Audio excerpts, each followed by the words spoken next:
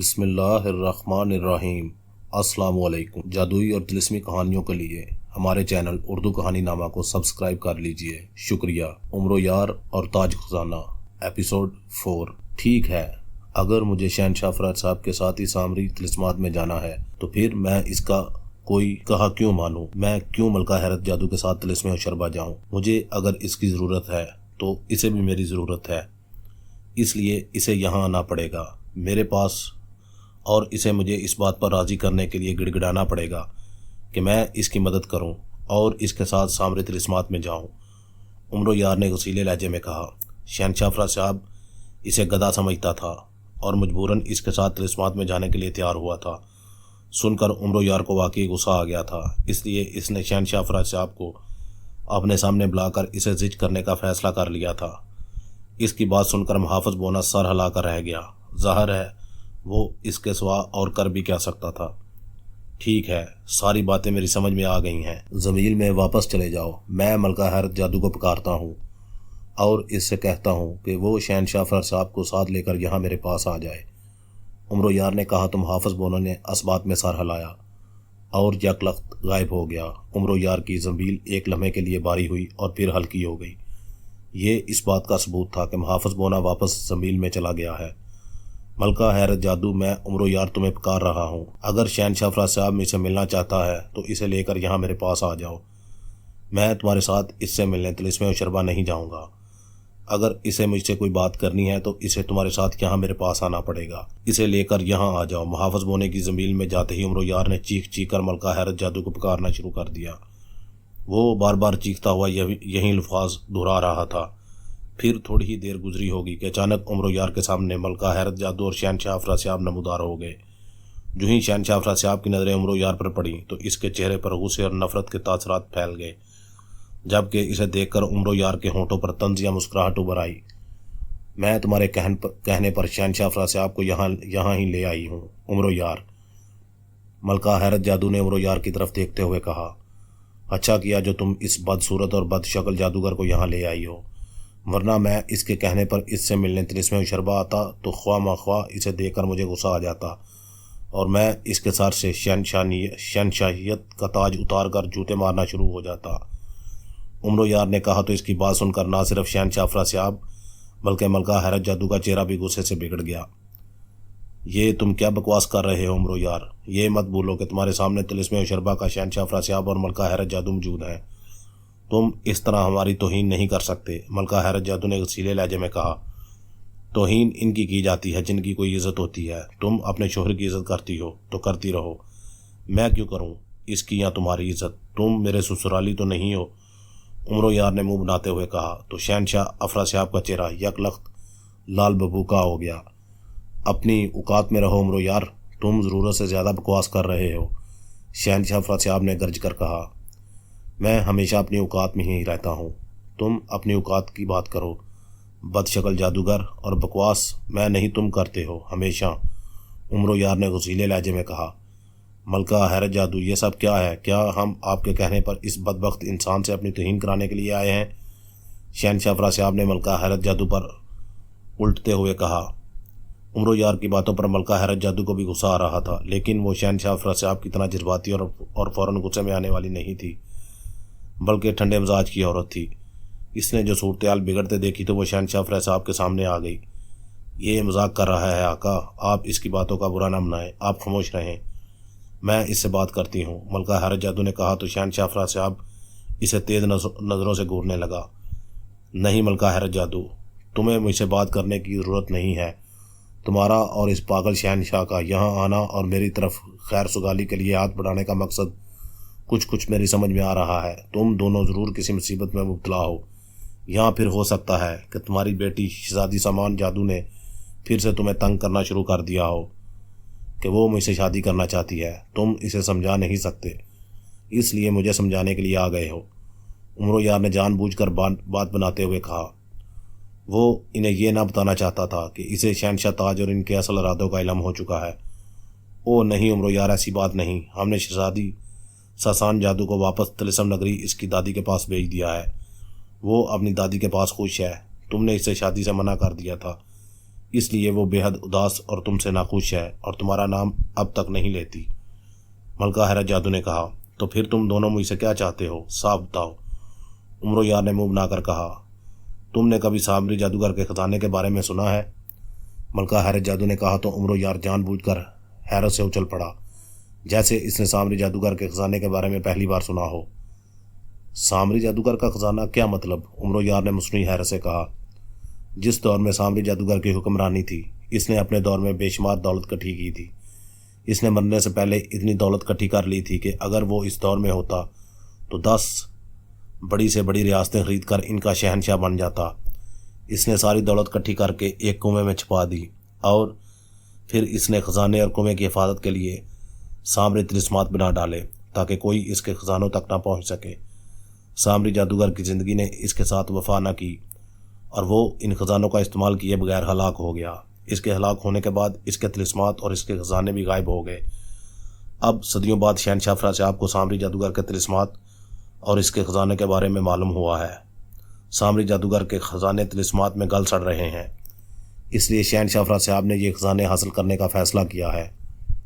شہنشاہ افراسیاب نے اپنی طاقتوں سے سامری طلسمات کا پتہ لگا لیا ہے اور ان طاقتوں نے شہنشاہ افراسیاب کو بتایا ہے کہ اگر ایک کے اندر سامری طلسمات سے سامری خزانوں کو نہ نکالا گیا تو یہ خزانے ہمیشہ ہمیشہ کے لیے غائب ہو جائیں گے اور کسی کے کام نہ آئیں گے۔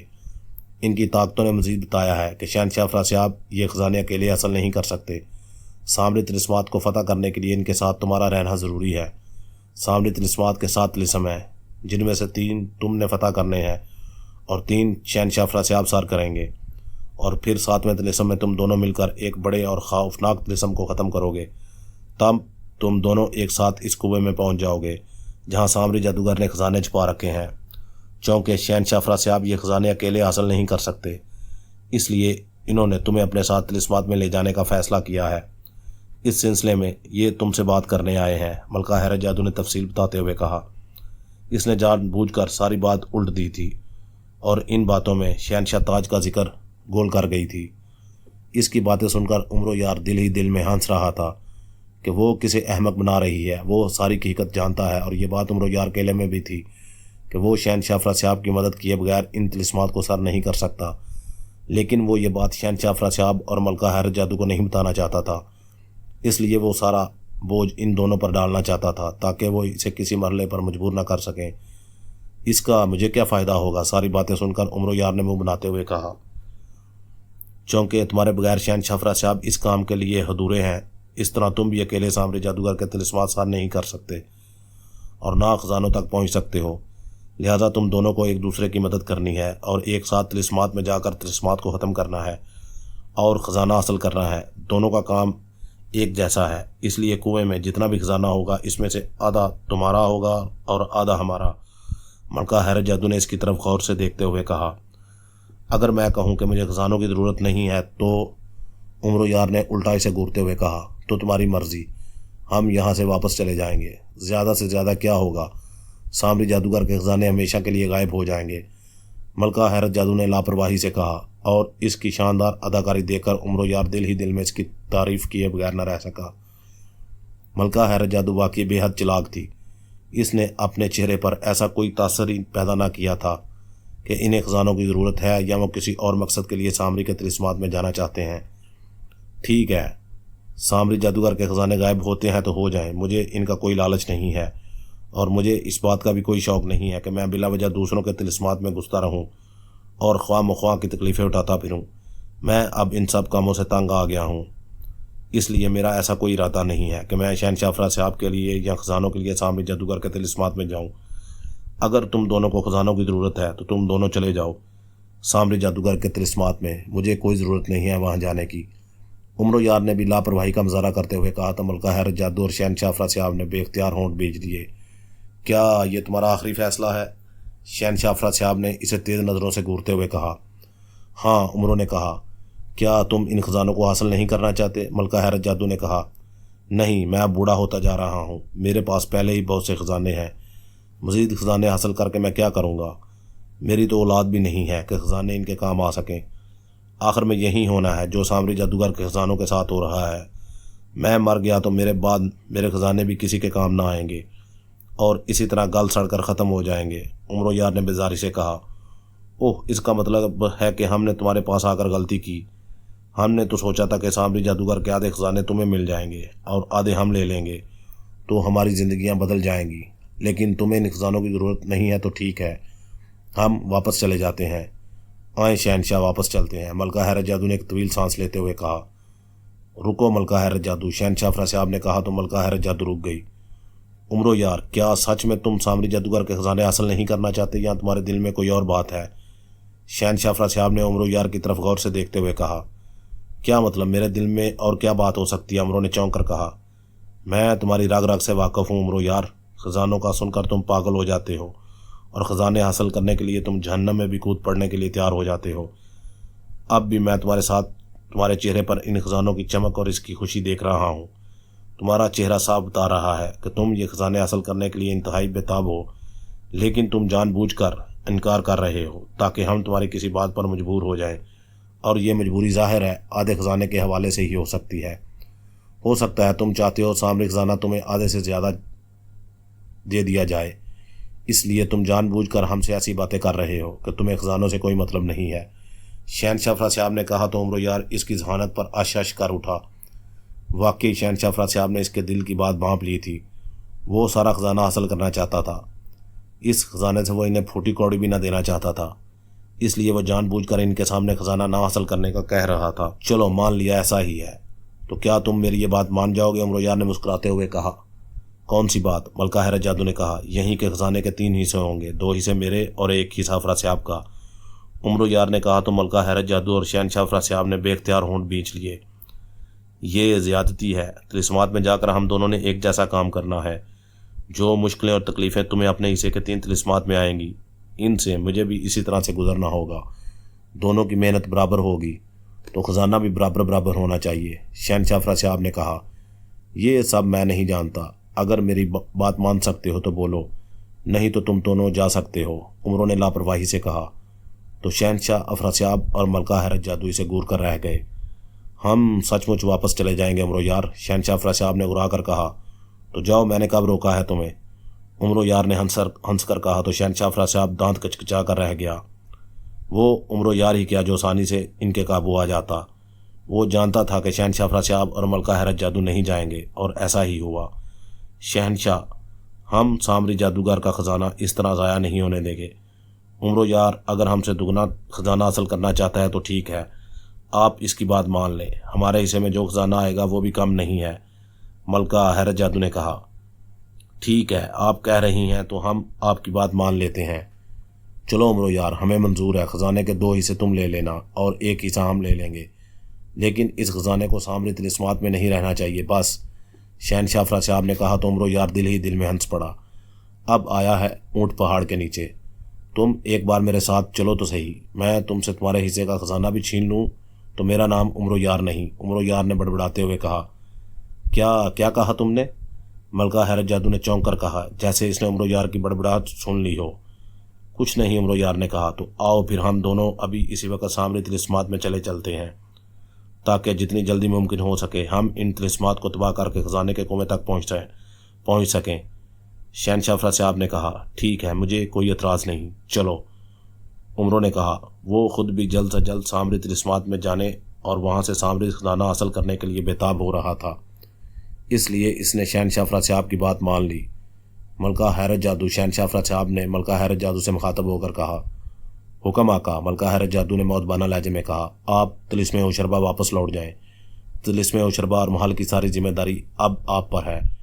جب تک ہم سامری جادوگر کے طلسمات ختم کر کے واپس نہیں آ جاتے، تب تک سب کچھ آپ کو ہی سنبھالنا ہے۔ امید ہے ہم جلد لوٹ آئیں گے، شہنشاہ افراسیاب نے کہا۔ جو حکم شہنشاہ حضور، میں آپ کی واپسی کا بےتابی سے انتظار کروں گی، ملکہ حیرت جادو نے کہا، اور پھر شہنشاہ افراسیاب کے حکم پر وہ غائب ہو گئی۔ چلیں عمرو یار، ملکہ حیرت جادو کے جانے کے بعد شہنشاہ افراسیاب نے عمرو یار سے مخاطب ہو کر کہا۔ ہاں چلو، عمرو یار نے اس بات میں سر ہلا کر کہا۔ ہمارا ہاتھ تھام لو اور اپنی آنکھیں بند کر لو، جب تک ہم نہ کہیں تم آنکھیں نہ کھولنا، شہنشاہ افراسیاب نے عمرو یار کی طرف ہاتھ بڑھاتے ہوئے کہا۔ تو عمرو یار نے اس بات میں سر ہلایا اور آگے بڑھ کر اس نے شہنشاہ افراسیاب کا ہاتھ تھام لیا۔ اس نے آنکھیں بند کی تو اسی لمحے اسے ایک جھٹکا لگا۔ ایک لمحے کے لیے اس کے پیروں کے نیچے سے زمین غائب ہو گئی۔ وہ لڑکھڑایا، لیکن اس سے پہلے کہ وہ گر پڑتا اس کے پیروں کے نیچے زمین آ گئی اور وہ سنبھل گیا۔ اب تم آنکھیں کھول سکتے ہو عمرو یار، شہنشاہ افرا صاحب نے اس کا ہاتھ چھوڑتے ہوئے کہا۔ تو عمرو یار نے آنکھیں کھول دی اور پھر خود کو بدلے ہوئے ماحول میں دیکھ کر وہ ایک طویل سانس لے کر رہ گیا۔ وہ ایک جنگل میں ایک بڑی اور صاف ستھری جھیل کے کنارے پر کھڑا تھا۔ یہ کون سی جگہ ہے؟ تم مجھے کہاں لائے ہو؟ عمرو یار نے چونکتے ہوئے کہا۔ یہاں ہمیں سامری طلسمات میں جانے کا راستہ ملے گا، ہم اسی راستے سے سامری طلسمات میں جائیں گے، شہنشاہ افرا صاحب نے کہا۔ وہ کیسے؟ کیا ہمیں اس جھیل میں کودنا ہے؟ عمرو نے کہا۔ نہیں، میں اس جھیل میں اپنی ایک انگوٹھی پھینکوں گا تو یہ جھیل غائب ہو جائے گی اور یہاں ایک کنواں نمودار ہوگا۔ اس کنویں میں کود کر ہی ہم سامری کے طلسمات تک پہنچ سکتے ہیں۔ بس یہ یاد رکھنا کہ جیسے ہی جھیل کی جگہ یہاں کنواں نمودار ہو، تم نے اور میں نے فوراً اس میں کود جانا ہے۔ کنواں محض چند لمحوں کے لیے نمودار ہوگا۔ اگر تم یا میں کنویں میں وقت پر نہ کود سکے تو کنواں فوراً غائب ہو جائے گا اور پھر ہم کسی بھی طرح سامری جادوگر کے طلسمات میں نہ جا سکیں گے، شہنشاہ افرا صاحب نے کہا۔ کیا کنویں کا منہ اتنا بڑا ہوگا کہ ہم ایک ساتھ اس میں کود سکیں؟ عمرو یار نے کہا۔ ہاں، کافی بڑا کنواں ہوگا، شہنشاہ افرا صاحب نے کہا۔ تو پھر سوچ کیا رہے ہو؟ ڈالو جھیل میں انگوٹھی اور کنواں ظاہر کرو، میں کودنے کے لیے تیار ہوں، عمرو یار نے کہا۔ تو شہنشاہ افرا صاحب نے اس بات میں سر ہلاتے ہوئے اپنی انگلی سے ہڈی کی بنی ہوئی انگوٹھی نکال لی جس پر ایک کھوپڑی بنی ہوئی تھی۔ میں انگوٹھی جھیل میں پھینک رہا ہوں، شہنشاہ افرا صاحب نے کہا۔ تو عمرو یار نے اس بات میں سر ہلا دیا۔ شہنشاہ افرا صاحب نے انگوٹھی جھیل میں پھینک دی۔ انگوٹھی پانی میں گری۔ پانی چونکہ صاف شفاف تھا اس لیے انگوٹھی انہیں پانی میں گر کر نیچے جاتی ہوئی صاف دکھائی دے رہی تھی۔ ابھی وہ انگوٹھی کو پانی میں جاتے دیکھ رہے تھے کہ یک لخت ان کے سامنے سے جھیل غائب ہو گئی۔ جھیل کی جگہ ان کے سامنے ایک بڑا سا کنواں نمودار ہوا۔ کنویں کا منہ اتنا بڑا تھا کہ اس میں بیک وقت 20 آدمی بھی چھلانگیں لگا سکتے تھے۔ کنواں آ گیا ہے عمرو یار، کود جاؤ اس میں، شہنشاہ افرا صاحب نے کنواں دیکھ کر چیختے ہوئے کہا اور ساتھ ہی اس نے کنویں میں چھلانگ لگا دی۔ عمرو یار نے بھی کنویں میں چھلانگ لگانے میں دیر نہ لگائی۔ جیسے ہی وہ دونوں کنویں میں کودے، کنواں یک لخت غائب ہوا اور اس کی جگہ وہاں پھر سے وہیں جھیل نمودار ہو گئی جہاں عمرو یار اور شہنشاہ افرا صاحب کچھ دیر پہلے موجود تھے۔ کنویں میں کودتے ہی شہنشاہ افرا صاحب کی آنکھوں کے سامنے اندھیرا چھا گیا۔ وہ سر کے بل نیچے جا رہا تھا اور اسے یوں محسوس ہو رہا تھا جیسے اس نے کسی کنویں میں نہیں بلکہ آسمان کی بلندی سے زمین پر چھلانگ لگائی ہو۔ ہوا کے تیز جھونکوں کی وجہ سے اسے خود کو سنبھالنا مشکل ہو رہا تھا اور وہ ہوا میں بری طرح سے الٹتا پلٹتا ہوا نیچے گرتا چلا جا رہا تھا۔ کنویں کی گہرائی لامحدود تھی، کسی طرح ختم ہونے کا نام ہی نہیں لے رہی تھی۔ شہنشاہ افرا صاحب خود کو سنبھالنے کی ہر ممکن کوشش کرتا رہا، لیکن پھر جب اس کے سنبھلنے کی تمام کوششیں ناکام ہو گئیں تو اس نے اپنا جسم ڈھیلا چھوڑ دیا۔ کچھ دیر وہ الٹتا پلٹتا رہا، پھر اس کا جسم یک لخت نیزے کی طرح سیدھا ہوا اور عمودی انداز میں نیچے تیرتا چلا گیا۔ اس کنویں کی گہرائی آخر کتنی ہے جو ختم ہونے کا نام ہی نہیں لے رہی ہے، شہنشاہ افرا صاحب نے سوچا۔ اس کی آنکھوں کے سامنے چونکہ تاریکی تھی اس لیے وہ عمرو یار کو نہ دیکھ سکتا تھا اور نہ ہی اسے عمرو یار کی کوئی آواز سنائی دے رہی تھی۔ عمرو یار کہاں ہو تم؟ شہنشاہ افرا صاحب نے کچھ دیر بعد چیختی ہوئی آواز میں کہا۔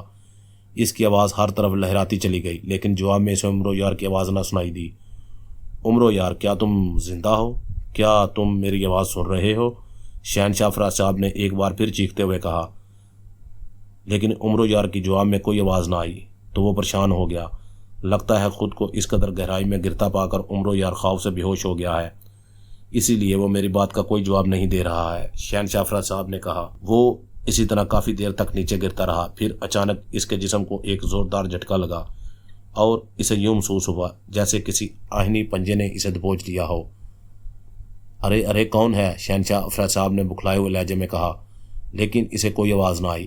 آہنی پنجہ اسے دبوچے نیچے لیے جا رہا تھا اور پھر شہنشاہ افرا صاحب کو یوں محسوس ہوا جیسے اس آہنی پنجے نے اسے سیدھا کیا ہو اور اسے پیروں کے بل ٹھوس زمین پر کھڑا کر دیا ہو۔ خود کو زمین پر پا کر شہنشاہ افرا صاحب کے چہرے پر سکون آ گیا۔ کون ہے یہاں؟ کوئی میری آواز سن رہا ہے؟ شہنشاہ افرا صاحب نے اندھیرے میں آنکھیں پھاڑ پھاڑ کر دیکھتے ہوئے کہا، لیکن اب بھی اسے کوئی جواب نہ ملا۔ یہ کون سی جگہ ہے؟ لگتا ہے مجھے اپنی آنکھیں روشن کرنی پڑیں گی تاکہ میں دیکھ سکوں کہ میں کس جگہ پر موجود ہوں، شہنشاہ افرا صاحب نے بڑبڑاتے ہوئے کہا۔ اس نے آنکھیں بند کی اور پھر اس نے کوئی منتر پڑھا۔ منتر پڑھتے ہی اس نے آنکھیں کھول دی، لیکن یہ دیکھ کر وہ اچھل پڑا کہ اس کی آنکھوں کے سامنے سے اندھیرا دور نہ ہوا تھا۔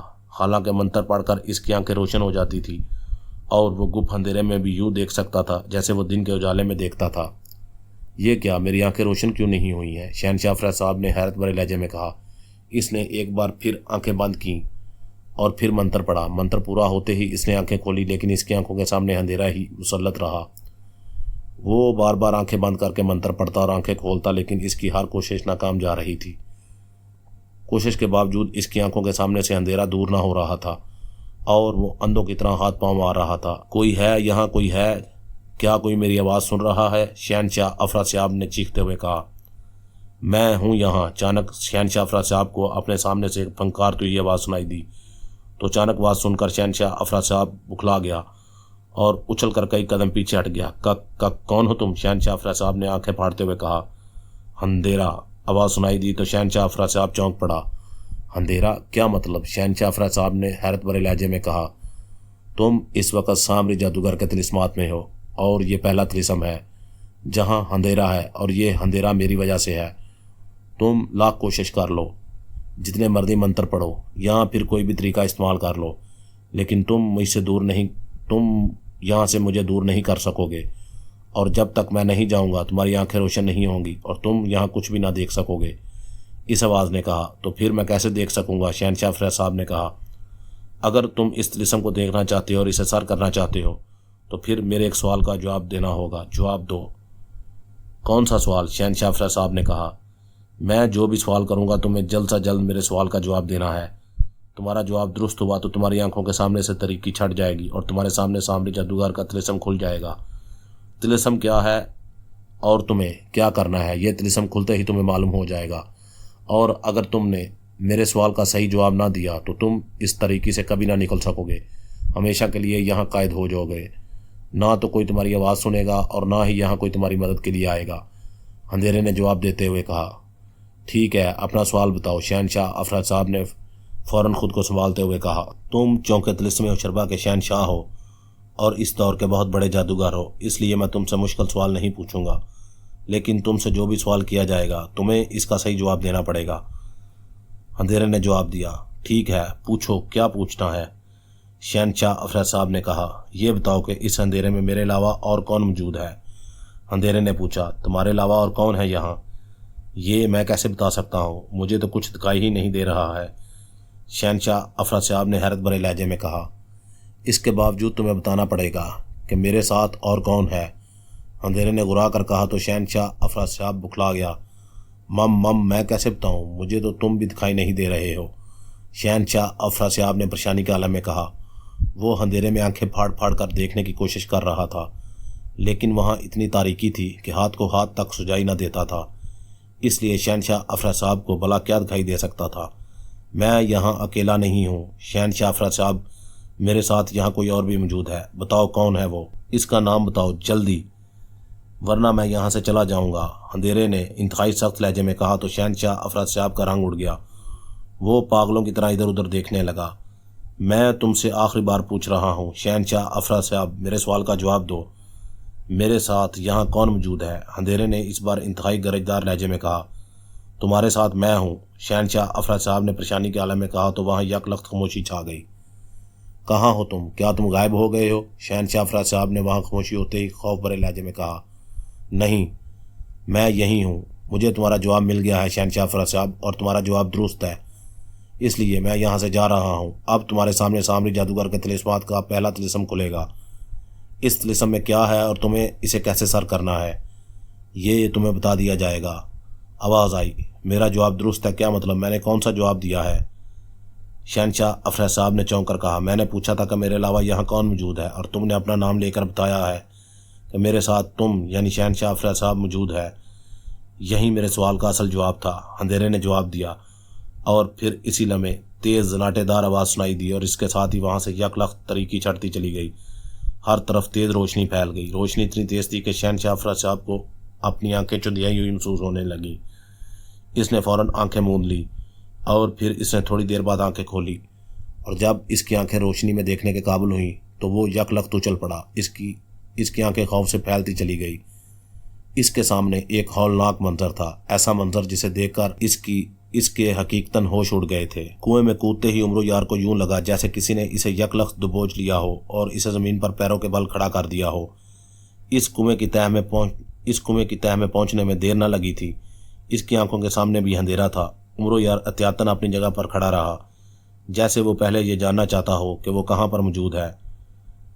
وہ کوئی دلدلی علاقہ بھی ہو سکتا تھا کہ وہ آگے بڑھتا اور کسی دلدل میں جا گرتا، یا پھر کسی کھائی اور گڑھے میں۔ اس لیے اس نے 1 انچ بھی اپنی جگہ سے ہلنے کی کوشش نہ کی تھی۔ اسے ایک بات جو سب سے عجیب لگ رہی تھی وہ یہ تھی کہ اس کے پیر تو زمین پر تھے، لیکن زمین آہستہ آہستہ جھول رہی تھی۔ اسے یوں لگ رہا تھا جیسے وہ زمین کی بجائے کسی جھولے پر ہو جو آہستہ آہستہ جھول رہا ہو، لیکن جھولے کے جھولنے کی رفتار اتنی زیادہ نہ تھی، اس لیے وہ اسے جھولا نہیں کہہ سکتا تھا۔ شہنشاہ افراد صاحب کہاں ہو تم؟ کیا تم بھی میرے ساتھ یہاں پر موجود ہو؟ عمرو یار نے شہنشاہ افراد صاحب کو پکارتے ہوئے کہا، لیکن جواب میں شہنشاہ افراد صاحب کی آواز سنائی نہ دی۔ شہنشاہ افراد صاحب کہاں ہو تم؟ شہنشاہ، شہنشاہ! عمرو یار نے اسے زور زور سے آوازیں دی، لیکن شہنشاہ افراد صاحب نے اس کی بات کا کوئی جواب نہ دیا۔ عمرو یار چند لمحے اندھیرے میں دیکھنے کی کوشش کرتا رہا، پھر اس نے زمین میں ہاتھ ڈالا اور شب چراغ ہیرا نکال لیا۔ چراغ ہیرا نکلتے ہی وہاں تیز روشنی پھیل جانی چاہیے تھی، لیکن ایسا نہ ہوا تھا۔ ہیرے سے روشنی ہونا تو درکنار، عمرو یار کو ہیرے کی چمک بھی دکھائی نہ دے رہی تھی۔ یہ کیا؟ یہ شب چراغ روشن کیوں نہیں ہو رہا؟ عمرو یار نے حیرت بھرے لہجے میں کہا۔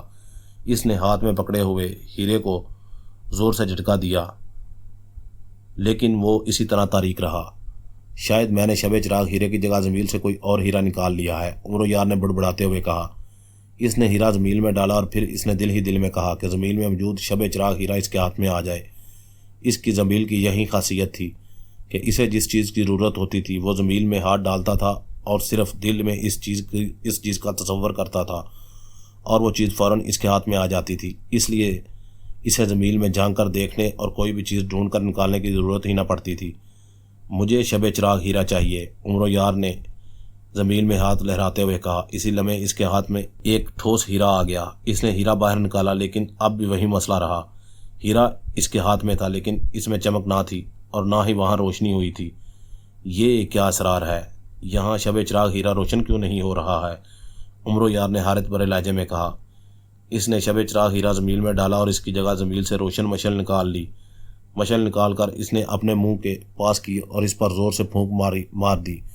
پھونک مارتے مشعل روشن ہو جانی چاہیے تھی اور اس کی روشنی بھی کسی طرح شب چراغ ہیرے سے کم نہ تھی، لیکن مشعل پر پھونک مارنے کے باوجود وہ روشن نہ ہوئی تو عمرو یار کے چہرے پر انتہائی حیرت کے تاثرات ابھر آئے۔ یہ کیا مسئلہ ہو گیا ہے؟ یہ میری کراماتی چیزیں میرا کہا کیوں نہیں مار رہی؟ عمرو یار نے حیرت بھرے لہجے میں کہا۔ اس نے 2-3 بار مشعل پر پھونک مار کر اسے روشن کرنے کی کوشش کی، لیکن جب مشعل روشن نہ ہوئی تو اس نے جلائے ہوئے انداز میں مشعل واپس زمین میں ڈال لی۔ محافظ بونے زمین سے باہر آؤ فوراً، عمرو یار نے زمین کا منہ کھولتے ہوئے کہا تو اسے تیز زناٹے دار آواز کے ساتھ محافظ بونا زمین سے باہر نکلتا ہوا محسوس ہوا۔ میں حاضر ہوں آقا، محافظ بونے کی آواز سنائی دی تو عمرو یار کے چہرے پر سکون کے تاثرات نمودار ہو گئے کہ زمین سے محافظ بونا نہ صرف نکل کر باہر آ گیا تھا بلکہ اس نے اس کی بات کا جواب بھی دیا تھا۔ سب سے پہلے یہ بتاؤ کہ شہنشاہ افراد صاحب کہاں ہے؟ میری بات کا جواب کیوں نہیں دے رہا؟ عمرو نے کہا۔ وہ یہاں نہیں ہے آقا، محافظ بونے نے کہا تو عمرو یار چونک پڑا۔ یہاں نہیں ہے کا کیا مطلب ہے؟ اس نے میرے ساتھ کنویں میں چھلانگ لگائی تھی، عمرو یار نے کہا۔ کنویں میں چھلانگ لگاتے ہی وہ اپنے حصے کے 3 طلسمات کی طرف چلا گیا تھا اور آپ ان 3 طلسمات میں پہنچ گئے جنہیں آپ نے سر کرنا ہے۔ اب آپ دونوں کی ملاقات 7ویں طلسم میں ہی ہوگی، محافظ بونا نے جواب دیا۔ او اچھا، اب یہ بتاؤ کہ یہ کیا اسرار ہے؟ میں نے یہاں روشنی کرنے کے لیے زمین سے شب چراغ ہیرا اور روشن مشعل نکالی تھی، لیکن دونوں روشن نہ ہوئے، عمرو یار نے کہا۔ آپ اس وقت شیطانی پنجرے میں قید ہیں آقا، شیطانی پنجرے میں قید ہونے کی وجہ سے زمین کی کرامات چیزیں آپ کا ساتھ نہیں دے رہی ہیں، محافظ بونے نے جواب دیا تو عمرو یار بری طرح سے اچھل پڑا۔ شیطانی پنجرہ؟ اوہو، یہ تم کیا کہہ رہے ہو؟ میں شیطانی پنجرے میں قید ہوں؟ عمرو یار نے بکھلائے ہوئے لہجے میں کہا۔ ہاں آقا، یہ پنجرہ آپ کے قد سے بڑا اور کافی کھلا ہے۔ پنجرہ ایک سیاہ درخت کی ڈال پر لٹکا ہوا ہے اور آپ اسی پنجرے میں موجود ہیں۔ سیاہ درخت پر سیاہ رنگ کی مکڑیاں موجود ہیں جو لٹکے ہوئے پنجرے کی طرف بڑھ رہی ہیں۔ یہ مکڑیاں اگر اس پنجرے میں پہنچ گئیں تو آپ کے لیے مشکل ہو جائے گی۔ مکڑیاں آپ کو نہ صرف کاٹ کھائیں گی بلکہ آپ کی ہڈیاں بھی چھپا جائیں گی۔ اس لیے آپ کو جلد سے جلد اس پنجرے سے آزادی حاصل کرنی ہے۔ اس پنجرے سے نکل کر ہی آپ سامری جادوگر کے پہلے طلسم میں پہنچ سکیں گے، محافظ بونے نے تفصیل بتاتے ہوئے کہا۔ تو یہ سن کر عمرو یار خوف زدہ ہو گیا کہ وہ ایک لٹکے ہوئے پنجرے میں قید تھا جس میں سیاہ مکڑیاں داخل ہونے کے لیے آ رہی تھیں اور وہ مکڑیاں اسے کاٹ کاٹ کر کھا سکتی تھی۔ لن لیکن مجھے اس پنجرے میں کیوں لٹکایا گیا ہے اور میں اس پنجرے سے نکلوں گا کیسے؟ عمرو یار نے حیرت اور خوف بھرے لہجے میں کہا۔ یہ اس طلسم کے پہلے مرحلے کا پہلا حصہ ہے۔ ہر طلسم کے پہلے حصے میں آپ کو کسی نہ کسی ایسی جگہ قید کیا جائے گا جہاں سے نکلنے کے لیے آپ اپنی کوئی کراماتی چیز کو استعمال نہ کر سکیں گے۔ پہلے مرحلے میں آپ سے طلسم کی کوئی نہ کوئی مخلوق آ کر آپ سے ایک سوال کرے گی اور آپ کو اس کے سوال کا جواب دینا ہوگا۔ جیسے ہی آپ اس کے سوال کا ٹھیک جواب دیں گے آپ ہر طلسم کے پہلے مرحلے کی قید سے نکل جائیں گے۔ ابھی تھوڑی دیر میں مکڑیاں پنجرے کے سلاخوں پر چھا جائیں گی اور پھر ان میں سے ایک مکڑی انسانی آواز میں آپ سے بات کرے گی اور آپ سے سوال کرے گی۔ اسے جیسے ہی صحیح جواب ملے گا وہ نہ صرف غائب ہو جائیں گی بلکہ آپ بھی پنجرے سے آزاد ہو کر اپنے حصے کے پہلے طلسم کے دوسرے مرحلے میں پہنچ جائیں گے جہاں آپ کو اصل طلسم فتح کرنا پڑے گا، محافظ بونے نے جواب دیتے ہوئے کہا۔ لیکن وہ سیاہ مکڑی مجھ سے کیا سوال کرے گی اور اگر میں نے اس کے سوال کا صحیح جواب نہ دیا تو میرے ساتھ کیا ہوگا؟ عمرو یار نے تشویش زدہ لہجے میں کہا۔ پھر وہ مکڑیاں پنجرے میں داخل ہو کر آپ پر پل پڑیں گی اور اس کے بعد جو ہوگا وہ میں آپ کو پہلے ہی بتا چکا ہوں، محافظ بونے نے کہا۔ تو کیا مجھے جو یہ زمین جھولتی ہوئی محسوس ہو رہی ہے وہ اصل میں پنجرہ ہے؟ عمرو نے دانت چباتے ہوئے کہا۔ ہاں آقا، محافظ بونے نے جواب دیا۔ تو میرے ساتھ رہو اور سیاہ مکڑی میں سے جو بھی سوال کریں مجھے اگر اس کا جواب معلوم ہوا تو ٹھیک ہے ورنہ تم میری مدد کرنا اور مجھے اس مکڑی کے سوال کا جواب بتا دینا، عمرو یار نے کہا۔ نہیں آقا، اس مکڑی کے سوال کا جواب آپ کو ہی دینا پڑے گا، میں آپ کی اس معاملے میں کوئی مدد نہیں کر سکوں گا، محافظ بونے نے کہا۔ تو عمرو یار نے بے اختیار ہونٹ بھینچ لیے۔ کیوں، تم میری مدد کیوں نہیں کرو گے؟ کوئی وجہ؟ عمرو یار نے پریشانی کے عالم میں کہا۔ یہ شیطان سامری جادوگر کے طلسمات ہیں اور سامری جادوگر کو ہلاک ہوئے کئی 100 سال گزر چکے ہیں۔ یہ اس دور کے طلسمات ہیں جب میرا اور آپ کا اس دنیا میں کوئی وجود نہ تھا۔ اس لیے ان طلسمات کے بارے میں جب مجھے کچھ معلوم ہی نہیں ہے تو میں آپ کی کیا مدد کروں گا؟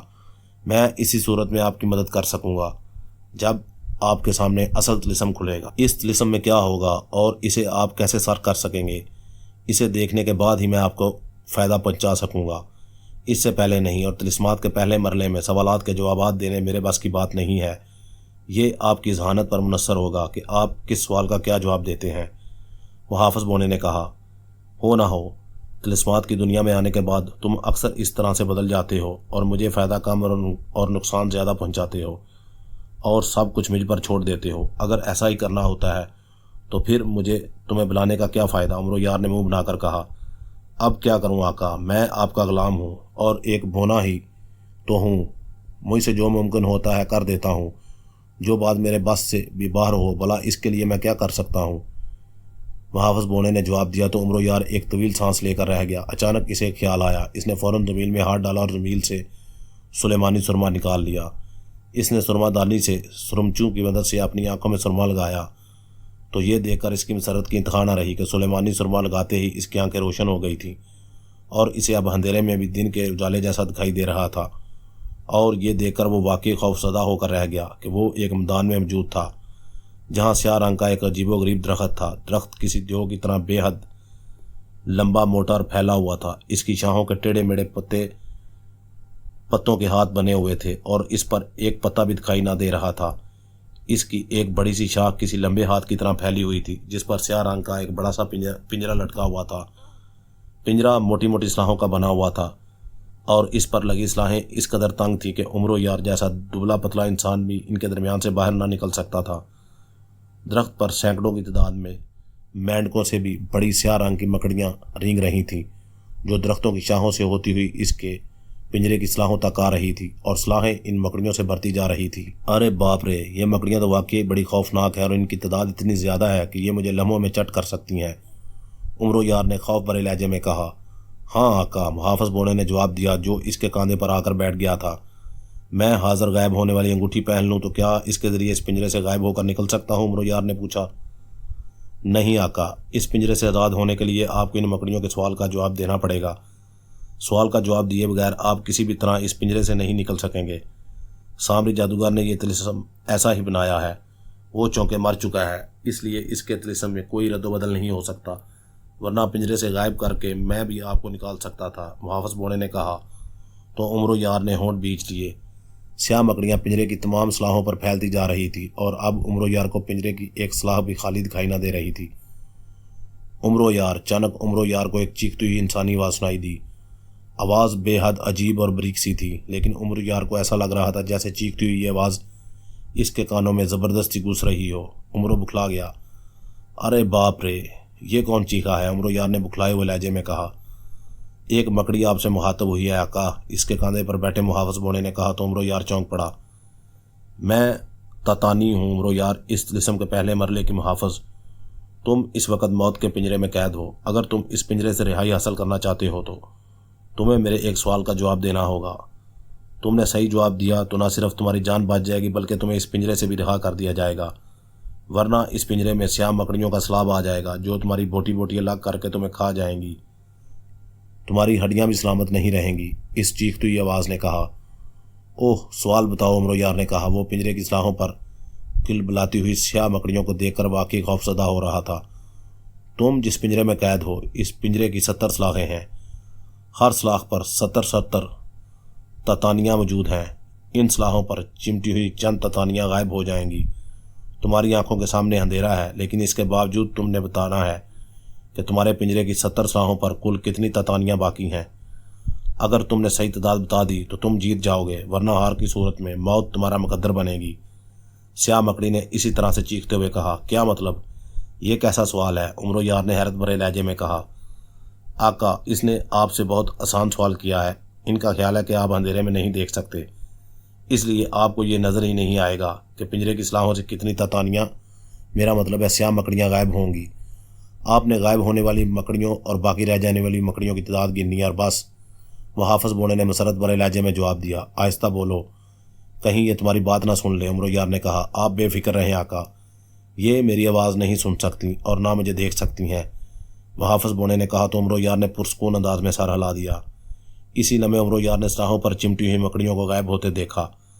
پنجرے کے گرد 70 سلاخیں تھیں جن پر مکڑی کے کہنے کے مطابق 70 مکڑیاں چمٹی ہوئی تھیں، جن کی کل تعداد 4900 مکڑیاں بنتی تھی۔ اب جو مکڑیاں غائب ہو رہی تھی، عمر یار انہیں گن رہا تھا۔ پنجرے کی ہر سلاخ سے 10 مکڑیاں غائب ہوئی تھیں۔ 70 سلاخوں سے غائب ہونے والی مکڑیوں کی تعداد 700 تھی۔ 4900 مکڑیوں میں سے 700 مکڑیاں غائب ہوئی تھیں، اسی لیے اب سلاخوں پر چمٹی ہوئی مکڑیوں کی تعداد گڑھ کر 4200 رہ گئی تھی۔ عمر یار چاروں طرف گم کر ہر سلاخ کی طرف دیکھ رہا تھا۔ تتانیاں غائب ہو گئی ہیں عمر یار، اب بتاؤ تتانیوں کی کل تعداد کتنی تھی، کتنی غائب ہوئی ہے، اور آپ پنجرے کی 70 سلاخوں پر کتنی تعداد میں تتانیاں باقی ہیں؟ سیاہ مکڑی کی چیختی ہوئی آواز سنائی دی۔ جواب دیں آقا، یہ آپ سے 3 بار پوچھے گی، اگر آپ نے تیسری بار بھی اسے جواب نہ دیا تو ساری مکڑیاں سلاخوں سے اچھل کر پنجرے کے اندر آ جائیں گی۔ اور پھر محافظ بونے نے کہا۔ چپ رہو، مجھے گننے دو، اگر میں نے غلطی کی تو موت میری ہوگی، تمہاری نہیں، عمر یار نے گھرا کر کہا۔ تو محافظ بونا خاموش ہو گیا۔ عمر یار سلاخوں پر چمٹی ہوئی مکڑیوں کو بار بار گن رہا تھا۔ ظاہر ہے مکڑیوں کی تعداد ہزاروں میں تھی، اس لیے اسے گننے میں مشکل پیش آ رہی تھی، اس لیے اسے جواب دینے میں وقت لگ رہا تھا۔ میں دوسری بار پوچھ رہی ہوں عمر یار، جواب دو، مکڑی نے چیخ کر کہا۔ عمر یار نے جواب نہ دیا، وہ مسلسل گھومتا ہوا مکڑیاں گن رہا تھا۔ اب تمہارے پاس آخری لمحات ہیں، جواب دو ورنہ، سیاہ مکڑی نے بری طرح سے چیختے ہوئے کہا۔ پنجرے کی 70 سلاخوں پر 70 مکڑیاں، میرا مطلب ہے تتانیاں تھیں، ان میں سے 10 تتانیاں غائب ہوئی ہیں جن کی تعداد 700 بنتی ہے، اس لیے اب پنجرے کی 70 سلاخوں پر تتانیوں کی تعداد 4200 رہ گئی ہے، عمر یار نے چیختے ہوئے کہا۔ عمر یار نے اتنا ہی کہا تھا کہ اسی لمحے اس نے اچانک پنجرے کی سلاخوں کو سرخ ہوتے دیکھا۔ پنجرے کی سلاخیں جیسے جیسے سرخ ہو رہی تھیں، ان پر چمٹی ہوئی سیاہ مکڑیاں جل کر راکھ بن کر گرتی جا رہی تھی۔ کچھ ہی دیر میں پنجرے کی ساری سلاخیں ان مکڑیوں سے صاف ہو گئیں اور پھر اچانک پنجرے کے نچلے حصے کا تختہ کھل گیا اور عمر یار چیختا ہوا پنجرے سے نکل کر نیچے جا گرا۔ نیچے گرتے ہی ایک لمحے کے لیے عمر یار کی آنکھوں کے سامنے رنگ برنگے تارے سے ناچ گئے۔ دوسرے لمحے جب عمر یار سیدھا ہوا تو یہ دیکھ کر چونک پڑا کہ اب نہ وہاں تاریکی تھی، نہ وہ میدان، نہ ہی وہ دیو جیسا دکھائی دینے والا درخت کہیں دکھائی دے رہا تھا۔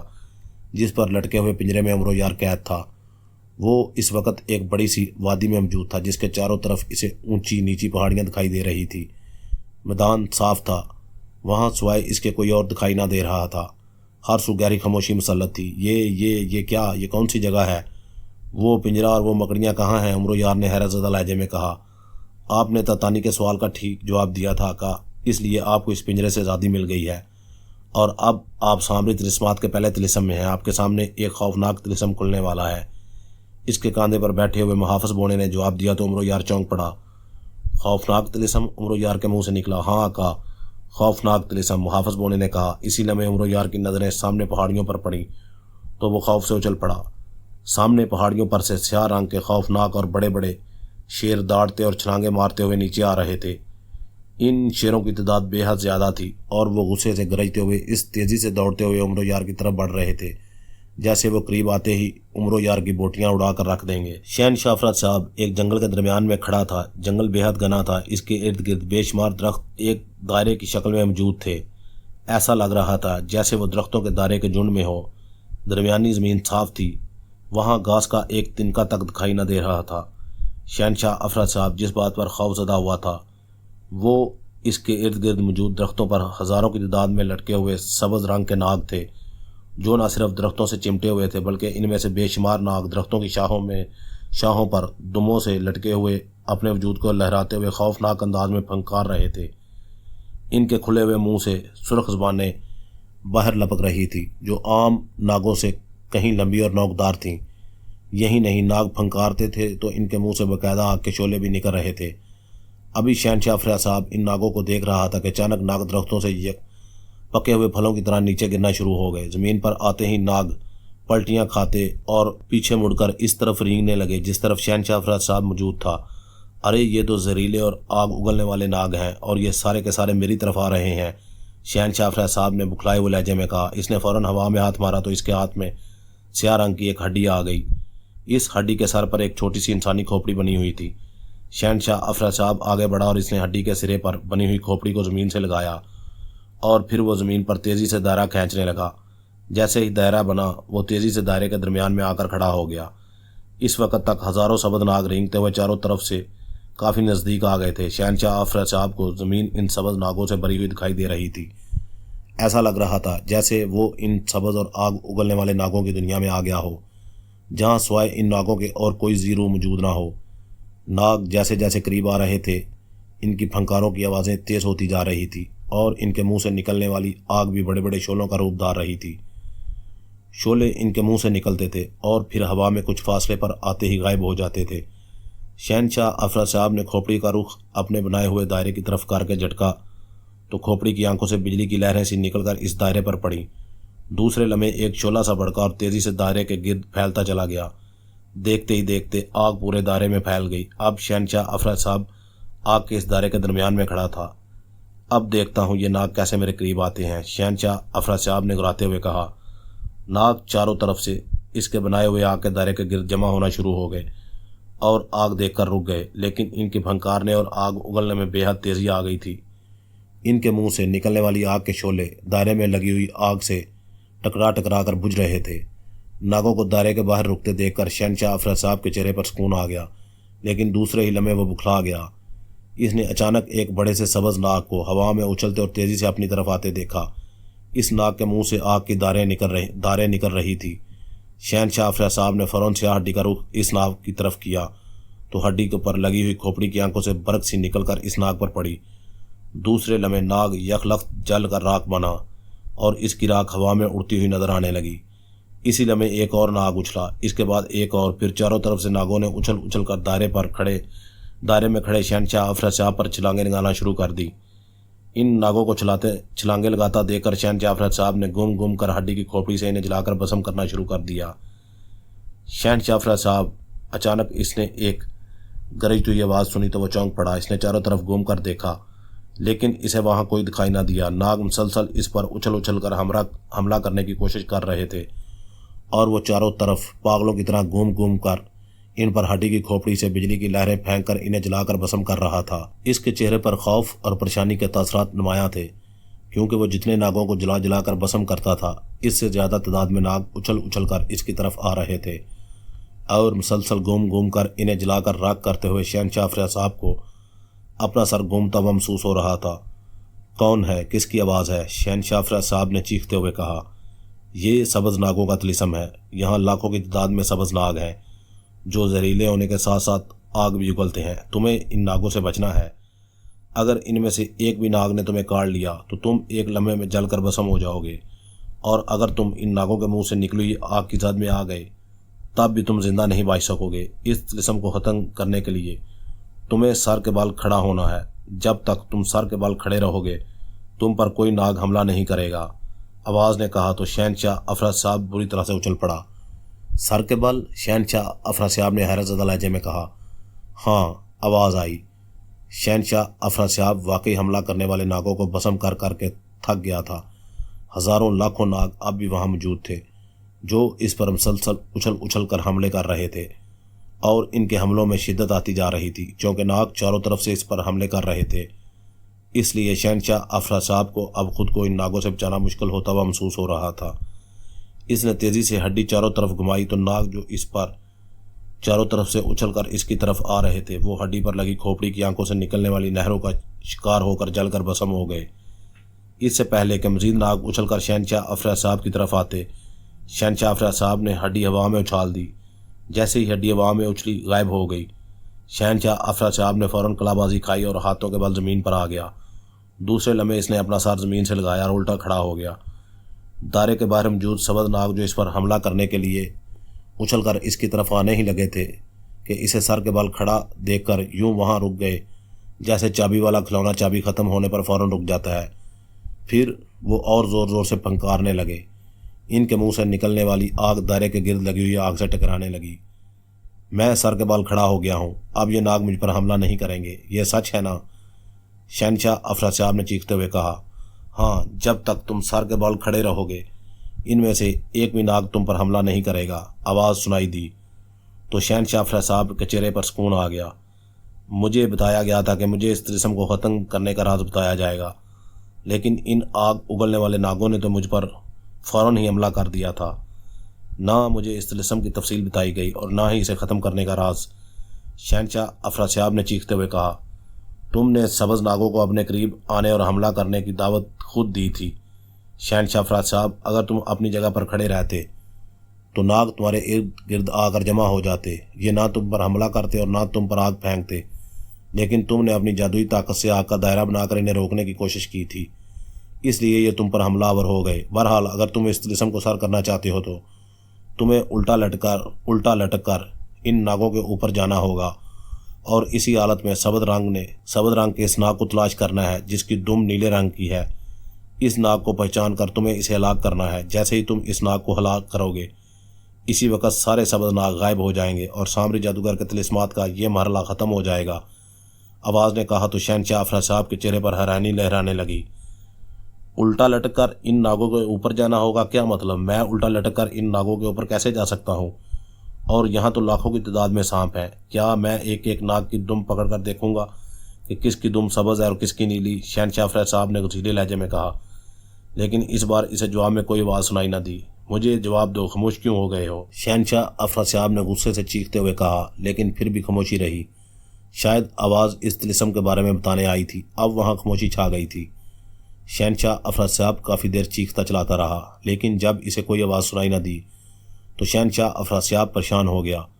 سامری جادوگر نے یہ کیسے احمقانہ طلسمات بنائے ہیں؟ ایک تو مجھے یہاں سر کے بال کھڑا ہو کر ان ناگوں سے بچنا پڑ رہا ہے، اور دوسرا اس احمق آواز نے مجھ سے کہا ہے کہ مجھے الٹا لٹک کر ان ناگوں پر جانا ہے اور ان میں سے ایسے ناگ کو تلاش کرنا ہے جس کی دم نیلی ہے، اور پھر مجھے اس ناگ کو ہلاک کرنا ہے۔ یہ سب کیسے ممکن ہے؟ آخر سامری جادوگر نے کیا سوچ کر یہ طلسمات بنائے ہیں؟ شہنشاہ افریہ صاحب نے غصے سے بڑبڑاتے ہوئے کہا۔ وہ سر کے بال کھڑا کھڑا تھک گیا تھا، اس کا دل چاہ رہا تھا کہ وہ کلا بازی کھا کر سیدھا ہو جائے، لیکن وہ جانتا تھا کہ ان زہریلے اور آگ اگلنے والے ناگوں سے وہ اس وقت تک محفوظ رہ سکتا ہے جب تک وہ سر کے بال کھڑا ہے۔ جیسے ہی وہ اپنے پیروں پر کھڑا ہوگا ناگ ایک بار پھر اس پر حملہ کر دیں گے، اور ان ناگوں نے یا تو اسے ڈس لینا ہے یا پھر ان کے منہ سے جو آگ اگل کر نکل رہی ہے وہ اسے جلا دے گی۔ دونوں ہی صورتوں میں اس کی موت ہو سکتی تھی، لیکن اس کے لیے یہ پریشانی تھی کہ وہ خود کو الٹا لٹکائے کس طرح ان ناگوں پر جا کر چکر لگا سکتا ہے اور کیسے ان میں سے نیلی دم والے ناگ کو تلاش کر سکتا ہے۔ اب میں کیا کروں؟ میری سمجھ میں تو کچھ نہیں آ رہا ہے۔ کاش میرے ساتھ ملکہ حیرت جادو ہوتی تو وہ مجھے اس مسئلے کا حل نکالنے میں کوئی نہ کوئی مدد ضرور کرتی، شہنشاہ افراد صاحب نے بڑبڑاتے ہوئے کہا۔ پھر وہ اچانک چونک پڑا۔ اوہو، میں بھی کتنا بڑا احمق ہوں، میں تو یہ بھول ہی گیا تھا کہ میں شہنشاہ افراد صاحب ہوں، جادوگروں کا شہنشاہ، اور مجھ جیسا بڑا جادوگر اس دنیا میں کوئی نہیں ہے۔ میں جادو کے ذریعے سے سب کچھ کر سکتا ہوں، سب کچھ، شہنشاہ افراد صاحب نے بڑبڑاتے ہوئے کہا۔ اس نے تیزی سے کچھ پڑھا اور پھر اپنا ہاتھ اپنے پیروں کی طرف جھٹکا تو اچانک ایک رسی نمودار ہوئی اور اس کا ایک سرا تیزی سے شہنشاہ افراد صاحب کی دونوں ٹانگوں کے گرد لپٹتا چلا گیا۔ پھر رسی کا دوسرا سرا ہوا میں اٹھا اور بلندی پر جا کر کسی نیزے کی طرح تن گیا۔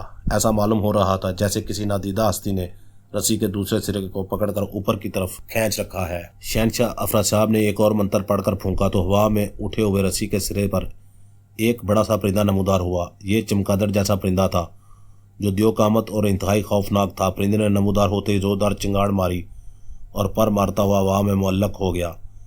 اس رسی کو اپنے پنجوں میں پکڑو اور مجھے الٹا لٹکائے ان ناگوں کے اوپر سے گزارو۔ ان ناگوں میں سبز رنگ کا ایک ایسا ناگ ہے جس کی دم نیلے رنگ کی ہے، مجھے اس ناگ کی تلاش کرنا ہے، اٹھاؤ مجھے جلدی، شہنشاہ افراد صاحب نے چیختے ہوئے کہا تو چمگادڑ نما پرندے نے جھپٹ کر رسی کا دوسرا سرا پکڑا اور پھر پر مارتا ہوا اوپر اٹھنے لگا۔ جیسے جیسے وہ اوپر اٹھ رہا تھا شہنشاہ افراد صاحب بھی اس کے ساتھ ہی رسی سے لٹکا اوپر اٹھنا شروع ہو گیا۔ شاباش، اٹھاؤ مجھے اسی طرح سے اوپر اٹھاتے جاؤ، شہنشاہ افراد صاحب نے کہا تو پرندہ اس لیے کافی بلند ہو گیا۔ اب شہنشاہ افراد صاحب زمین سے تقریباً 10-12 فٹ بلند الٹا لٹکا ہوا تھا۔ اس نے ہوا میں ہاتھ مارا تو اس کے ہاتھ میں ایک تلوار آ گئی جس کی دھار بے حد چمکدار اور تیز تھی۔ اب مجھے ان ناگوں کے اوپر سے گزارو، میں ایک ایک ناگ اور اس کی دم دیکھنا چاہتا ہوں، شہنشاہ نے کہا تو پرندہ اسے لیے آہستہ آہستہ ہوا میں تیرنے لگا۔ اسے ہوا میں الٹا لٹکے تیرتے دیکھ کر ناگ سر اٹھا کر خوفناک انداز میں پھنکارنے لگے۔ ناگوں کی تعداد لاکھوں میں تھی، لیکن یہ دیکھ کر شہنشاہ افراد صاحب مطمئن ہو گیا تھا کہ ناگوں کی اتنی تعداد ہونے کے باوجود وہ ایک دوسرے سے الجھے ہوئے نہیں تھے، بلکہ سب کے سب ایک دوسرے سے قدرے فاصلے پر تھے۔ ان کی دمیں آسانی سے دیکھی جا سکتی تھی۔ ناگ اچھل کر شہنشاہ افراد صاحب پر پھر سے حملہ کرنا شروع ہو گئے تھے، لیکن شہنشاہ افراد صاحب ان سے کافی بلندی پر تھا، اس لیے نہ تو ناگ اس تک پہنچ پا رہے تھے اور نہ ان کے منہ سے نکلنے والی آگ اسے کوئی نقصان پہنچا رہی تھی۔ آگ ہوا میں اوپر اٹھتے ہی ختم ہو جاتی تھی، اس لیے شہنشاہ افراد صاحب مطمئن تھا کہ ناگ اب اسے کوئی نقصان نہ پہنچا سکیں گے۔ وہ پرندے کے ذریعے رسی سے الٹا لٹک کر فضا میں تیرتا رہا اور اس نے ایک ایک کر کے تمام ناگوں کی دموں کو اچھی طرح سے دیکھ لیا، لیکن سب کے سب ناگوں کی دمیں ایک جیسی تھی اور ان کے رنگ سبز ہی تھے۔ ان میں سے ایک بھی ایسا ناگ نہ تھا جس کی دم نیلے رنگ کی ہو، اور شہنشاہ افراد صاحب کو بتایا گیا تھا کہ اسے ایسے ناگ کو تلاش کر کے ہلاک کرنا ہے جس کی دم نیلے رنگ کی ہے۔ یہ کیا، میں نے تو سب ناگوں کو دیکھ لیا ہے، یہاں تو ایک بھی ایسا ناگ نہیں ہے جس کی دم نیلے رنگ کی ہو۔ اب میں کیا کروں؟ اگر میں نے نیلی دم والے ناگ کو تلاش کر کے اسے ہلاک نہ کیا تو یہ طلسم کیسے ختم ہوگا؟ شہنشاہ افراد صاحب نے حیرت بھرے لہجے میں کہا۔ وہ پرندے کے ذریعے الٹا لٹکا پھر ان ناگوں میں نیلے دم والے ناگ کی تلاش کرنے لگا، لیکن لاحاصل کہیں اس بدرو نے مجھے دھوکہ تو نہیں دیا کہ ان ناگوں میں نیلے رنگ کی دم والا ناگ موجود ہے؟ وہ آواز یقیناً کسی بدرو کی ہی تھی، شہنشاہ افراد صاحب نے پریشانی کے عالم میں کہا۔ الٹا لٹکے لٹکے اس کا حشر ہوتا جا رہا تھا، اس کا چہرہ سرخ ہو گیا تھا جیسے اس کے جسم کا سارا خون سمٹ کر اس کے چہرے پر آ گیا ہو۔ اب میں کیا کروں؟ مجھے نیلی دم والا ناگ تو کہیں دکھائی نہیں دے رہا ہے، شہنشاہ افراد صاحب نے ہونٹ چباتے ہوئے کہا۔ اسی لمحے اس کی نظریں ایک ناگ پر پڑی جو دوسرے ناگوں کے برعکس کنڈلی مارے بیٹھا تھا۔ اس نے اپنی دم چھپائی ہوئی تھی۔ ایک لمحے کے لیے اس نے جرجری سی لی تو اس کی دم ظاہر ہوئی تھی جو شہنشاہ افراد صاحب کو نیلے رنگ کی معلوم ہوئی تھی۔ اس ناگ کو دیکھ کر شہنشاہ افراد صاحب کی آنکھوں میں چمک آ گئی۔ اس نے پرندے کو حکم دیا کہ وہ اس ناگ کی طرف بڑھے۔ پرندہ تیزی سے آگے بڑھا اور شہنشاہ افراد صاحب کو لیے اس ناگ کے پاس آ گیا جو کنڈلی مارے بیٹھا تھا۔ شہنشاہ افراد صاحب کو اپنی جانب آتے دیکھ کر ناگ بکھلا سا گیا۔ اس نے تیزی سے کنڈلی کھولی اور اپنا سر زمین سے لگا کر تیزی سے ایک طرف رینگنے لگا۔ ناگ جیسے ہی کنڈلی کھول کر رینگنا شروع ہوا، شہنشاہ افراد صاحب کو اس کی دم واضح دکھائی دے گئی۔ دم واقعی نیلے رنگ کی تھی۔ وہ ناگ شہنشاہ افراد صاحب کو دیکھ کر بھاگ اٹھا تھا۔ शहनशाह अफरा साहब ने परिंदे को हुक्म दिया तो परिंदा इसे उल्टा लटकाए तेज़ी से रेंग कर दूर जाते हुए नीली दुम वाले नाग की तरफ लेकर बढ़ा। चूँकि शहनशाह अफरा साहब हवा में था और नाग ज़मीन पर रेंग रहा था, इसलिए शहनशाह अफरा साहब की रफ्तार तेज़ थी। वो फ़ौरन ही इस नाग तक पहुँच गया। इससे पहले कि नाग इसे जल देकर निकल जाता, शहनशाह अफरा साहब ने लंबे फल वाली तलवार पूरी कुव्वत से नाग के सर पर मार दी। नाग का सर एक झटके से कटकर दूर जा गिरा। दूसरे लम्हे सर कटे नाग का वजूद बुरी तरह से चरमर होने लगा। इसके कटे हुए सर से खून का फुहारा सा छूटा था। अगर परिंदा शहनशाह अफरा साहब को लेकर तेज़ी से पीछे न हट जाता तो नाग की कटी हुई गर्दन से उछलने वाला खून का फुहारा इसके चेहरे को भिगो देता। इसके कटे हुए सर से खून का फुहारा छूटा था। अगर परिंदा शहनशाह अफरा साहब को लेकर तेज़ी से पीछे न हट जाता तो नाग की कटी हुई गर्दन से उछलने वाला खून का फुहारा इसका चेहरा भिगो देता। नाग का सर कटा वजूद चंद लम्हे चरमराता रहा, फिर अचानक इसके वजूद और इसके कटे हुए सर में आग लग गई। इसी लम्हे वहाँ मौजूद दूसरे नाग भी खुद ब खुद आग की लपेट में आ गए और फिर देखते ही देखते वहाँ मौजूद तमाम नाग आग में जलना शुरू हो गए। वो आग में जलते हुए बुरी तरह से चरमर हो रहे थे। इससे पहले कि नाग मुकम्मल तौर पर जलकर राख बन जाते, अचानक शहनशाह अफरा साहब के पैरों पर बंधी हुई रस्सी खुद ब खुद खुल गई। दूसरे लम्हे वो सर के बाल जलते हुए नागों पर गिरता चला गया। स्याह शेरों की फौज को अपनी तरफ आता देखकर उमरो यार का खौफ से बुरा हाल हो गया था। वो आंखें फाड़े इन शेरों की तरफ देख रहा था जो बुरी तरह से गरजते और दाड़ते हुए इसकी तरफ दौड़ते चले आ रहे थे। इतने सारे शेर। उमरो यार ने खौफ भरे लहजे में कहा, बेफिक्र रहें आका, ये शेर आपको कुछ नहीं कहेंगे। मुहाफ़िज़ बोना ने इत्मीनान भरे लहजे में कहा तो उमरो यार चौंक पड़ा। क्या मतलब, ये शेर मुझे कुछ नहीं कहेंगे? अगर ये मुझे फाड़ खाने के लिए नहीं आए तो फिर ये सब मेरी तरफ क्यों दौड़े चले आ रहे हैं? उमरो यार ने खौफ भरे लहजे में कहा। इससे पहले कि मुहाफ़िज़ बोना को जवाब देता, शेर तेज़ी से दौड़ते हुए आए और फिर उमरो यार के सामने आकर रुक गए और फिर वो उमरो यार को खूनख्वार नज़रों से देखकर दाड़ने और गुराने लगे। इन्हें अपने से 10 कदमों के फासले पर रुकते देखकर उमरो यार का खौफ कदरे ज़ायल हो गया, लेकिन इनके दाड़ने और गुराने की आवाज़ें सुनकर उमरो यार का दिल हौल खा रहा था। कक कक, कैसे हो तुम सब दोस्तों? उमरो यार ने शेरों की तरफ देखकर दांत निकालते हुए मगर बड़े सहमे हुए लहजे में कहा। जवाब में एक शेर इसे बुरी तरह से दाड़ा कि उमरो यार बुखला कर चीखता हुआ कई कदम पीछे हट गया। इसके बाद एक और शेर दाड़ा। अब शेर बार बार दाड़ रहे थे और इनके दाड़ने की खौफनाक आवाज़ें सुनकर उमरो यार इनके दायरे में बुरी तरह से नाचता फिर रहा था। ये सब मुझ पर दाड़ क्यों रहे हैं? उमरो यार ने मुहाफ़िज़ बोने से मुखातब होकर कहा। ये अपनी आमद का ऐलान कर रहे हैं आका। ये आपको बता रहे हैं कि आप अपनी जगह पर खड़े रहें। अगर आपने यहाँ से भागने की कोशिश की तो ये आप पर झपट पड़ेंगे और फिर ये सब मिलकर आपकी बोटियाँ उड़ा देंगे। मुहाफ़िज़ बोने ने कहा।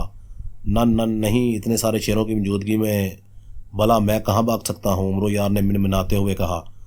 उमरो यार, अचानक एक दाड़ती हुई आवाज़ सुनाई दी तो उमरो यार उछल पड़ा। इसके चेहरे पर मौजूद खौफ और ज़्यादा बढ़ गया और वो सहमी हुई नज़रों से चारों तरफ देखने लगा। ये किसकी आवाज़ है? उमरो यार ने कहा। इस तिलिस्म के मुहाफ़िज़ की आवाज़ है आका। वो आपको इस तिलिस्म के बारे में कुछ बताना चाहता है, मुहाफ़िज़ बोने ने कहा तो उमरो यार ने इस बात में सर हिला दिया और चारों तरफ देखने लगा। ना नज़र आने वाले भाई साहब, बोलो, मैं सुन रहा हूँ। उमरो यार ने कहा, तुम सामरी जादूगर के पहले तिलिस्म के दूसरे हिस्से में मौजूद हो। तुम्हें इस हिस्से में इन शेरों का मुकाबला करना है। इस आवाज़ ने कहा तो उमरो यार उछल पड़ा। इन शेरों का मुकाबला करना है? अरे बाप रे, ये तो बहुत सारे शेर हैं और मैं अकेला हूँ। उमरो यार ने खौफ भरे लहजे में कहा। इन शेरों की तादाद 100 है। तुम्हें इनसे अपनी जान बचाकर भागना है और इनका मुकाबला करके इन्हें हलाक भी करना है। इन 100 शेरों में से तुम्हें कम से कम 10 शेरों को हलाक करना है। इन्हें हलाक करने के लिए तुम क्या करते हो और क्या नहीं, इन्हें अपने हाथों से हलाक करो या किसी हथियार से, तुम पर कोई पाबंदी नहीं है। अब ये तुम्हारी जहानत और बहादुरी पर मुनहसर है कि तुम इन 100 शेरों में से 10 शेरों को कैसे हलाक करते हो, या फिर ये 100 शेर मिलकर तुम्हारी बोटियाँ उड़ाते हैं। इस आवाज़ ने कहा। नल, लेकिन मैं 10 शेरों को कैसे हलाक कर सकता हूँ? मैंने तो एक दबला पुतला और मनहनी सा आदमी हूँ। मैंने तो आज तक एक हिरनी का बच्चा भी नहीं मारा है और तुम मुझे इकट्ठे 10 शेर मारने का कह रहे हो। इनकी तादाद कम करो। उमरो यार ने खौफ भरे लहजे में कहा, लेकिन जवाब में इसे कोई आवाज़ सुनाई न दी। मुझे सिर्फ एक शेर को मारने का कह दो, मेरे लिए वो भी मुश्किल होगा, लेकिन बहरहाल मैं कोशिश तो कर सकता हूँ। उमरो यार ने खंगियाए हुए लहजे में कहा, लेकिन जवाब ना मिला।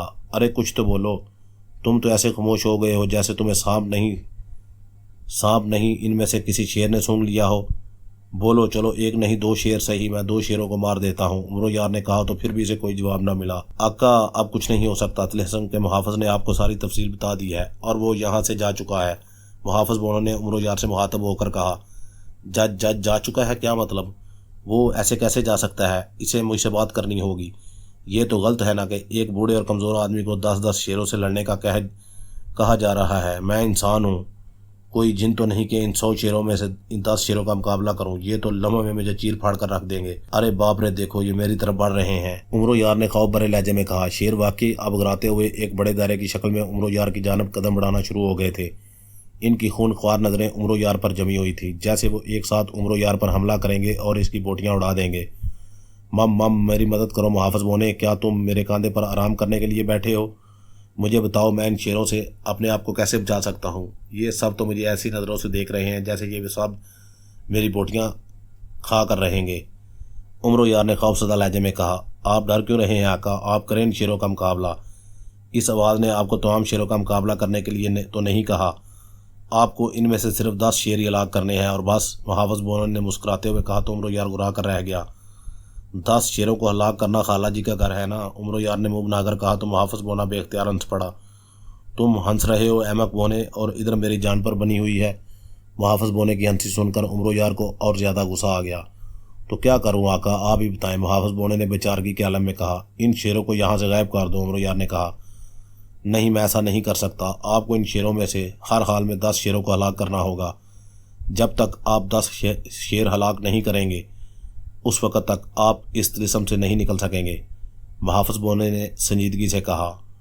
وہ تو مجھے ویسے بھی لگ رہا ہے کہ میں اس طلسم سے کبھی نہیں نکل سکوں گا۔ ظاہر ہے ان شیروں نے میری بوٹیاں کر کے کھا جانی ہیں، پھر بھلا میں یہاں سے کیسے نکل سکتا ہوں؟ عمر یار نے کہا۔ اسی لمحے وہ خوف سے بری طرح سے چیختا ہوا ایک طرف ہٹ گیا۔ ایک سیاہ شیر نے داڑ مارتے ہوئے اچانک اس پر چھلانگ لگا دی تھی۔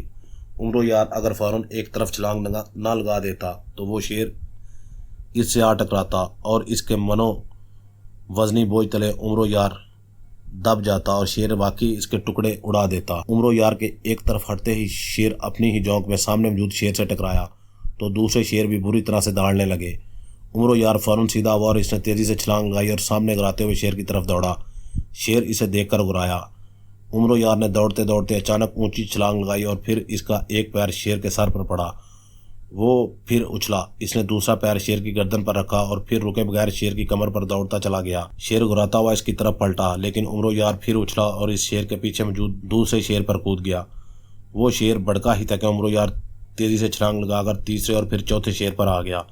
شیر پلٹ کر اس پر جھپڑنے کی کوشش کرتے اور ان شیروں کے ارد گرد موجود دوسرے شیر بھی اچھل کر عمر یار کو دبوچنے کی کوشش کرتے، لیکن عمر یار کے جسم میں تو جیسے پارا بھرا ہوا تھا۔ وہ شیروں کے اوپر چھلانگیں مارتا چلا جا رہا تھا اور پھر ان شیروں کے اوپر سے دوڑتا اور چھلانگیں مارتا ہوا پیچھے موجود خالی زمین کی طرف آ گیا اور پھر اس نے لمبی چھلانگ لگائی اور شیروں سے کود کر خالی زمین پر پہنچ گیا اور رکے بغیر ایک طرف دوڑتا چلا گیا۔ یہ اب کیا کر رہے ہیں آقا؟ محافظ بونے نے کہا۔ اس طرح اسے دوڑتے دیکھ کر محافظ بونے نے حیرت بھرے لہجے میں کہا، ان شیروں سے ڈر کر بھاگ رہا ہوں احمق بونے، تم اتنا بھی نہیں جانتے؟ عمر یار نے اور تیز بھاگتے ہوئے کہا۔ لیکن آپ بھاگ کیوں رہے ہیں؟ آپ کو تو ان میں سے 10 شیروں کو ہلاک کرنا ہے، صرف 10 کو، محافظ بونے نے کہا۔ تم 10 کی بات کر رہے ہو، میں ان میں سے ایک شیر کو بھی ہلاک نہیں کر سکتا۔ اگر میں رک گیا اور ان میں سے کسی ایک شیر نے بھی مجھے دبوچ لیا تو میرا ستیاناش کیا 1.25 ستیاناش ہو جائے گا، عمر یار نے منہ بناتے ہوئے کہا۔ زمین پر آتے ہی وہ اپنی پتلی ٹانگوں سے گھوڑے کی سی رفتار سے بھاگ رہا تھا۔